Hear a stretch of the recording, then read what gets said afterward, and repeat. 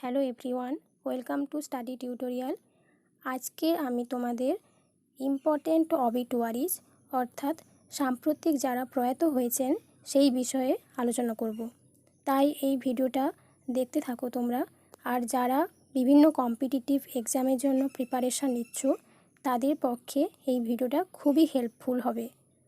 আমি ইংরেজি এবং বাংলা দুটো ভাষাতেই প্রশ্নগুলো নিয়ে এসেছি, যেমন আমার আগের ভিডিওতে দেওয়া ছিল। তো তোমরা দেখতে থাকো, আর সমস্ত প্রশ্নই খুবই ইম্পর্ট্যান্ট, তোমরা মনোযোগ সহকারে দেখবে, ভিডিওটা স্কিপ করবে না। প্রথম প্রশ্ন দেখো, on 6th February 2022 famous singer Lata Mangeshkar has passed away at the age of 92, in which year she was awarded the Bharat Ratna. অর্থাৎ 6 ফেব্রুয়ারি 2022-এ আমাদের বিখ্যাত গায়িকা লতা মঙ্গেশকর মারা গিয়েছিলেন। তো তিনি কত সালে ভারতরত্ন পুরস্কার পেয়েছিলেন? তো সঠিক উত্তর দেখো 2001 সালে। ইনি আর যে সমস্ত পুরস্কারে ভূষিত হয়েছিলেন সেগুলি হলো পদ্মভূষণ 1969 সালে, দাদাসাহেব ফালকে অ্যাওয়ার্ড 1989 সালে, পদ্মবিভূষণ পেয়েছেন 1999 সালে, আর ভারতরত্ন পেলেন 2001 সালে। Next question is, Gitashri Sandhya Mukhopadhyay has passed away at the age of 90, who was she. 90 বছর বয়সে গীতশ্রী সন্ধ্যা মুখোপাধ্যায় চলে গেলেন বা মারা গেলেন। তিনি কে ছিলেন? তিনি হলেন একজন গ্রেট বেঙ্গলি সিঙ্গার। পরীক্ষায় যেভাবে প্রশ্ন জিজ্ঞেস করা হয় আমি সেইভাবে প্রশ্নগুলোকে এখানে নিয়েছি, তো তোমরা দেখতে থাকো। পরের প্রশ্ন হচ্ছে, উত্তরপ্রদেশের প্রাক্তন মুখ্যমন্ত্রী কল্যাণ সিং মারা গেছেন, তিনি কোন রাজ্যের গভর্নর ছিলেন? তিনি ছিলেন রাজস্থানের। আর তিনি পদ্মবিভূষণ পেয়েছিলেন 2022 সালে। So let's move on the next question. Former president of which country Rafiq Tarar died at the age of 92? কোন দেশের প্রাক্তন রাষ্ট্রপতি রফিক তারার 92 বছর বয়সে মারা যান? সঠিক অ্যান্সার হচ্ছে পাকিস্তান। ইনি সুপ্রিম কোর্টের একজন বিচারপতিও ছিলেন। পরের প্রশ্ন দেখো, former chief minister of which state Hemant Biswal passed away at the age of 83? কোন রাজ্যের প্রাক্তন মুখ্যমন্ত্রী হেমানন্দ বিসওয়াল 83 বছর বয়সে মারা গেলেন? তো এর সঠিক অ্যান্সার কী হবে? সঠিক উত্তর হলো ওড়িশা। পরের প্রশ্ন দেখো, which countries famous Kathakali dancer Milena Salvini passed away? বিখ্যাত কথাকলি নৃত্যশিল্পী মিলেনা সালভিনি মারা গেছেন। ইনি কোন দেশের? তো ইনি হলেন ফ্রান্সের। ইনি 2019 সালে পদ্মশ্রী পুরস্কার পেয়েছিলেন। পরের প্রশ্ন দেখো, Jayprakash Chouksey passed away at the age of 82। 82 বছর বয়সে জয়প্রকাশ চৌকসি মারা গেছেন। ইনি কে ছিলেন? ইনি ছিলেন একজন রাইটার। পরের প্রশ্ন দেখো, which country spinner Shane Warne passed away at the age of 52? 52 বছর বয়সে কোন দেশের স্পিনার সেন ওয়ান মারা গেছেন? তো সঠিক অ্যান্সার হলো অস্ট্রেলিয়া। পরের প্রশ্ন দেখো, দ্য ফার্স্ট ব্ল্যাক পারসন যিনি অস্কার পুরস্কার পেয়েছিলেন, প্রথম কৃষ্ণাঙ্গ ব্যক্তি 94 বছর বয়সে মারা গেছেন, তিনি কে? তো তিনি হলেন সিডনি পয়েটিয়ার।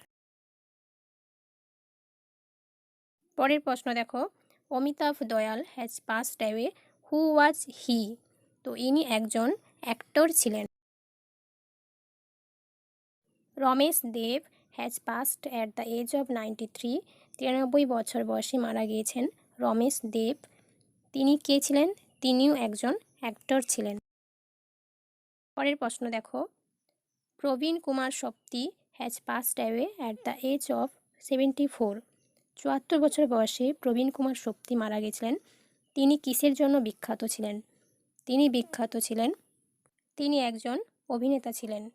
তিনি 1966 এবং 1970 সালের এশিয়ান গেমসে স্বর্ণপদক জিতেছিলেন। পরের প্রশ্ন দেখো, বাপ্পি লাহিড়ী যিনি 69 বছর বয়সে মারা গেছেন, তিনি কিসের জন্য বিখ্যাত ছিলেন?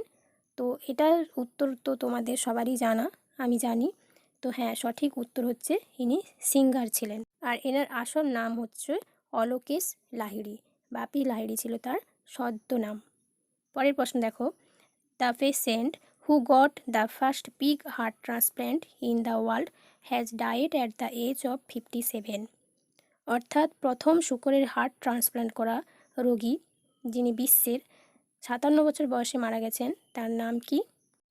তো সঠিক উত্তর হলো David Bennett. David Bennett is the right answer.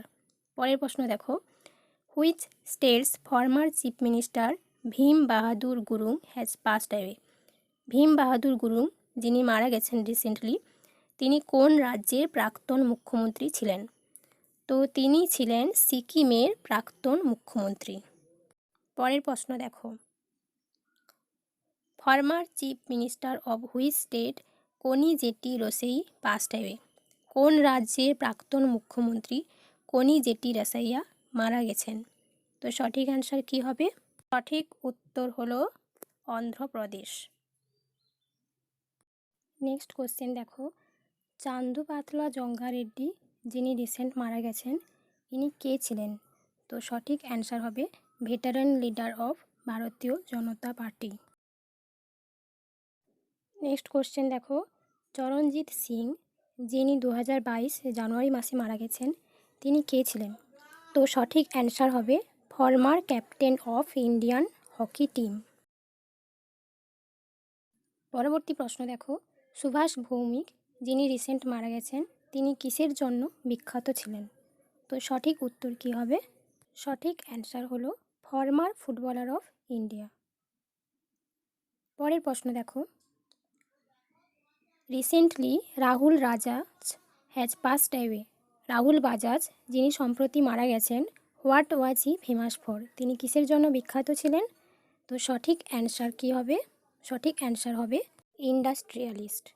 তিনি শিল্পপতি এবং বাজাজ অটোর প্রাক্তন চেয়ারম্যান ছিলেন এবং তিনি 2001 সালে পদ্মভূষণ পুরস্কারে সম্মানিত হয়েছিলেন। পরের প্রশ্ন দেখো, সুরজিৎ সেনগুপ্ত যিনি রিসেন্ট মারা গেছেন তিনি কোন খেলার সঙ্গে সম্পর্কিত ছিলেন? পরীক্ষায় কিন্তু এইভাবে ঘুরিয়ে প্রশ্ন দেওয়া থাকে, কখনো তিনি কিসের সঙ্গে যুক্ত ছিলেন বা যিনি মারা গেছেন তার নাম কি ছিল, তিনি কোথাকার বাসিন্দা ছিলেন, এইভাবে। তো সুরজিৎ সেনগুপ্ত ইনি একজন ফুটবল প্লেয়ার ছিলেন। নেক্সট প্রশ্ন দেখো, রবিশ তিওয়ারি যিনি রিসেন্ট মারা গেছেন ইনি কিসের জন্য বিখ্যাত ছিলেন? তো ইনি ছিলেন senior journalist. Recently A 3-time Olympian Victor Danilovich Sanev has passed away. He was from which country? সম্প্রতি 3বার অলিম্পিয়ান ভিক্টর দানিলোভিচ সানিভে মারা গেছেন, তিনি কোন দেশের বাসিন্দা ছিলেন? সঠিক অ্যান্সার হবে জর্জিয়া। নেক্সট প্রশ্ন দেখো, রিসেন্টলি আয়াপ্পান পিল্লাই 107 বছর বয়সে মারা গেছেন, তো ইনি কিসের জন্য বিখ্যাত ছিলেন? তিনি বিখ্যাত ছিলেন ফ্রিডম ফাইটার এবং লিডার হিসাবে। তো সঠিক অ্যান্সার হলো freedom fighter and leader. Next প্রশ্ন দেখো, the president of European parliament has passed away recently. ইউরোপীয় পার্লামেন্টের প্রেসিডেন্ট মারা গেছেন সম্প্রতি, তার নাম কী ছিল? তো তিনি হলেন ডেভিড সাসোলি। তো সঠিক অ্যান্সার হলো ডেভিড সাসোলি। নেক্সট প্রশ্ন, which country's prime minister Toshiki Kaifu has passed away at the age of 91। কোন দেশের প্রধানমন্ত্রী তাসিকু কাইফু 91 বছর বয়সে মারা গেলেন? সঠিক উত্তর হচ্ছে জাপান। পরবর্তী প্রশ্ন দেখো, the vice admiral of India SH Sharma has died in which war. ভারতের ভাইস অ্যাডমিরাল যিনি ছিলেন SH শর্মা তিনি কোন যুদ্ধে মারা গেছেন? 1971 যে ইন্ডিয়া পাকিস্তানের যুদ্ধ হয়েছিল সেই যুদ্ধে তিনি মারা গেছেন। তো রাইট অ্যান্সার ইজ 1971। নেক্সট কিছু ওয়ান লাইনার আমি এখানে দিয়েছি, তোমরা দেখো। Haripal Singh Ahluwalia has passed away recently. ইনি একজন মাউন্টেনার ছিলেন, পর্বতারোহী ছিলেন। তারপরে দেখো, পদ্মশ্রী পুরস্কার পেয়েছিলেন 2018 সালে শ্রী ইব্রাহিম সুতার। তিনি মারা গেছেন। তিনি ছিলেন রিলিজিয়াস স্পিকার। এরপরে দেখো নারায়ণ দেবনাথ, যিনি রিসেন্ট মারা গেছেন। ইনি কিসের সঙ্গে যুক্ত ছিলেন?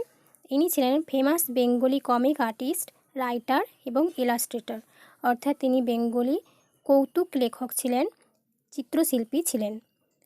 আর্ক বিশপ ডেসমন্ড টুটু, যিনি প্রেচার অফ হুইচ কান্ট্রি, কোন দেশের প্রেচার ছিলেন, যিনি সদ্য মারা গেছেন? সঠিক উত্তর হচ্ছে তিনি সাউথ আফ্রিকার বাসিন্দা ছিলেন। পরের প্রশ্ন দেখো, শাওলি মিত্র, যিনি রিসেন্ট মারা গেছেন, তিনি কিসের জন্য বিখ্যাত ছিলেন? তিনি ছিলেন একজন Bengali theatre personality. Saturnino de la Fuente, ইনি একজন ওল্ডেস্ট পার্সন ছিলেন কোন দেশের, যিনি মারা গেছেন? তিনি হলেন স্পেনের বাসিন্দা। তারপরে দেখো ফেমাস ড্যান্সার বিরজু মহারাজ, যিনি রিসেন্ট জানুয়ারি 2022-এ মারা গেছেন, তিনি কিসের সঙ্গে যুক্ত ছিলেন? তিনি কত্থক ড্যান্সের সঙ্গে যুক্ত ছিলেন। এই কত্থক ড্যান্স কোন ঘরানার সঙ্গে যুক্ত ছিলেন? তিনি ছিলেন লখনৌ ঘরানা থেকে। আরেকটা ইম্পর্টেন্ট পয়েন্ট হচ্ছে তিনি সেকেন্ড হাইয়েস্ট সিভিলিয়ান অ্যাওয়ার্ড, যেটা পদ্মবিভূষণ, এই পুরস্কার জিতেছিলেন 1986 খ্রিস্টাব্দে। নেক্সট দেখো জেনারেল বিপিন রাওয়াত, যিনি রিসেন্ট মারা গেছেন। কত সালে মারা গেছেন? 8ই ডিসেম্বর 2021 খ্রিস্টাব্দে। তিনি পদ্মবিভূষণ পেয়েছিলেন 2022 সালে, যেটা মরণোত্তর, এবং তিনি অ্যাপয়েন্টমেন্ট হয়েছিলেন 27তম আর্মি চিফ হিসাবে 2016 সালে, এবং তিনি became the country's first CDS on 1 January 2021। Next দেখো Mannu Bhandari has passed away, যিনি মারা গেছেন। তিনি কিসের জন্য বিখ্যাত ছিলেন? তিনি ছিলেন একজন অ্যাক্টর। তো আজকের ভিডিওটা এই পর্যন্ত থাকলো। ভিডিওটি ভালো লাগলে অবশ্যই লাইক, কমেন্ট এবং শেয়ার করতে ভুলো না। আর আমার চ্যানেলে নতুন হয়ে থাকলে অবশ্যই চ্যানেলটিকে সাবস্ক্রাইব করো এবং নোটিফিকেশান বেলটাকে প্রেস করে রাখো। আবার কোনো নতুন ভিডিও নিয়ে আমি চলে আসবো। ততক্ষণ পর্যন্ত তোমরা সুস্থ থেকো, ভালো থেকো। Thank you.